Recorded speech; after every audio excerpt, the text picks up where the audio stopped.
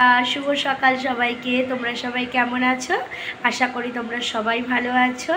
আমার নামটা কিন্তু এতদিন বলিনি, আজকে আমার নামটা দিয়ে শুরু করি। আমি পূজা। আমার নতুন ব্লগে তোমাদের সবাইকে জানাই স্বাগত। চলো সকাল সকাল ব্লগটা শুরু করে দিলাম। এখন কিন্তু আমি চা খাবো। আজকে সোমবার, আমি কিন্তু আমার বাবার বাড়িতে চলে এসেছি কি দেখেছো ড্রেসটা? এই ড্রেস পরেই চলে আসা যায়, দুটো বাড়ির পরেই তো, তোমাদের তো বলেছি। চলো কি বাবা সবজি এনেছে দেখিয়ে দিই, আর চা খাওয়াটাও শেয়ার করে দিই। চলো দেখো, পুরো বাজার কিন্তু বাড়িতে চলে এসেছে, দেখেছো অবস্থা?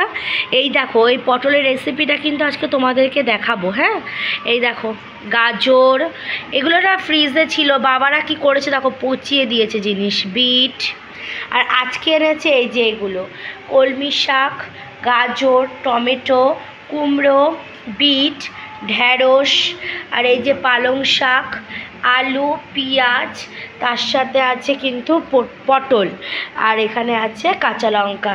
এই যে মাছের বাজার করতে গেছে, মাছ আনুক, তারপরে তোমাদের সাথে শেয়ার করব। আর এই যে পটলটা দেখছো বন্ধুরা, এই পটলের রেসিপিটা কিন্তু আজকে একটু অন্যরকমভাবেই করব। আর এই যে গরম গরম দুধ চা, তার সাথে টোস্ট বিস্কুট। চলো এইগুলোই এখন খাওয়া দাওয়া হোক, সব কিছু গুছানো হোক, তারপরে তোমাদের দেখাচ্ছি। টিফিনে কিন্তু বানিয়ে ফেলবো ঝাল সুজি। দেখো সুজিটাকে কিন্তু ভালো করে ভেজে নিলাম ঘি দিয়ে। এখানে আলু, পেঁয়াজ, কাঁচা লঙ্কা কেটে নিয়েছি, আর ডিমটা ফাটিয়ে ফেললাম। চলো এবার ডিমের ভুজিয়াটা করে রেখে দিই আলাদা করে। এই যে ডিমের ভুজিয়া কিন্তু করে রেখে দিচ্ছি, বুঝেছো বন্ধুরা? পরে মিশিয়ে দেবো। ঝাল সুজি কে কে খেতে ভালোবাসো? আমরা কিন্তু ভীষণ ভালোবাসি, জানো তো। চলো এবার তেলের মধ্যে আলু, পেঁয়াজ, কাঁচা লঙ্কা সমস্ত কিছু দিয়ে নুন, মিষ্টি, একটু হলুদ আর ম্যাগি মশলা দিয়ে ভালো করে ভেজে নিয়েছি। এরপরে দিয়ে দিলাম ভাজা সুজিটা কিন্তু আমি বেশি ভাজিনি, বেশি ভাজলে কিন্তু লাল লাল হয়ে যাবে, বুঝেছো? দেখো ক্যামেরা ধরার অবস্থা দেখো। ব্যাস দিয়ে দিলাম একটু পরিমাণ মতো মিষ্টি আর একটু নুন তো পরিমাণ মতো দিতেই আগে দিয়েছিলাম, তারপরে মনে হলো একটু কম, সেই জন্য কিন্তু এখন দেবো না, আর একটু পরে দিয়ে দেবো। মিষ্টি কিন্তু ঝাল সুজিতে দিতেই লাগে বন্ধুরা, নাহলে কিন্তু সেরকম টেস্টি হয় না। চলো এবার সুজিটা আস্তে আস্তে ভালো করে নাড়াচাড়া করে নিই, যেন একটার সাথে আর একটা বেশ মাখা মাখা হয়ে যায়। কিন্তু মাখা মাখা হবে না, জিনিসটা কিন্তু হবে ঝুড়ো। বেশ দেখো সবটাই কিন্তু মশলার সাথে মাখানো হয়ে গেল। এবারে কিন্তু আমি দিয়ে দেবো পরিমাণ মতো নুন। কেন নুন না দিলে কিন্তু ঠিকঠাকভাবে দেখে নিয়ে নুনটা না দিলে কিন্তু খাবারে টেস্টি হয় না, তাই না বলো? ব্যাস এবারে হয়ে গেল। এবার দিয়ে দেবো পরিমাণ মতো জল। বেশি জল দিলে কিন্তু গায়ে গায়ে লেগে যাবে, কিন্তু আমি করব একদম ঝুড়ো ঝুড়ো সুজি। ব্যাস পরিমাণ মতো জল দেওয়া হয়ে গেল। এবার জল দিয়ে কিন্তু আমি ভালো করে শুকনো করে নেবো, জানো তো। একদম কিন্তু ঝরঝরে হবে সুজিটা। দেখো এই দেখো বাটিতে বেড়ে নিয়েই চলে এলাম বন্ধুরা। এই যে চলো এবার সুজিটা খেয়ে নিই। বাবা কিন্তু বাজার থেকে এরপরে চলেও আসবে মাছ নিয়ে, আর পেঁয়াজ একটু কাঁচা লঙ্কা কাটা হয়েছে সুজির ওপরে। চলো এই দেখো আমি খাচ্ছি, খেতে কিন্তু ভীষণ টেস্টি হয়েছিল, জানো তো। আর তার সাথে কিন্তু কামড় দিচ্ছে একটু কাঁচা লঙ্কা। ওফ, দারুণ দারুণ। চলো এবার মাছগুলো তোমাদেরকে দেখিয়ে দিই কী কী মাছ এনেছে। এ দেখো কাতলা মাছ এনেছে, তার সাথে মাছের মাথা এনেছে, আর অল্প একটু তেল এনেছিল। আর এই যে তেলাপিয়া মাছ কিন্তু আমাদের খুব একটা আনা হয় না।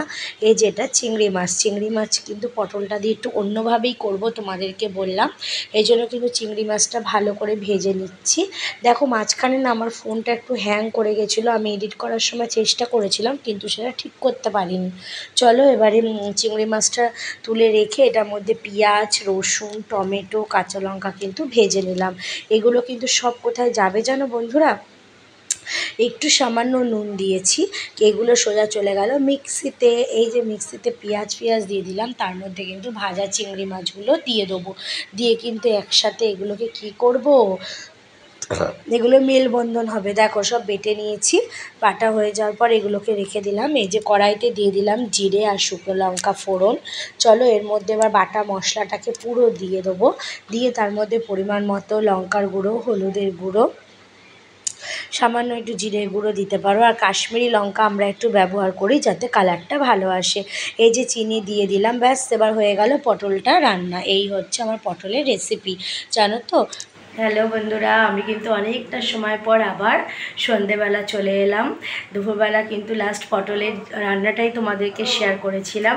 তারপরে কিন্তু কলমি শাক ভাজা, কাতলা মাছের ঝোল কিছুই আর দেখানো হয়নি, জানো তো।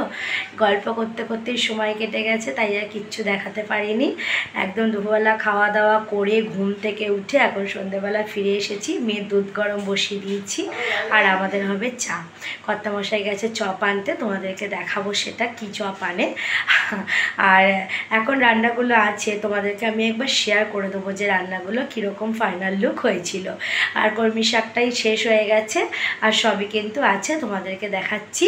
চলো আগে মেয়ের দুধ গরমটা করে নিই, তারপরে চাটা বানাবো। কিন্তু দুধ গরম হচ্ছে, দেখেছো বাটির গাটা কি হয়েছে, এ মাছটা একদম দম বেরিয়ে যাবে। চলো দুধটা আগে ঢেলে নিই, তারপরে চাটা করে আসছি। গরম গরম দুধ চা নিয়ে কিন্তু হাজির হয়ে গেলাম বন্ধুরা। তার সাথে ছিল আলুর চপ, ধনেপাতার চপ, আর ফুলুরি আর ডিমের চপ। চলো খেয়ে নিই, আর মেয়ের দুধ চা। তো টাটা।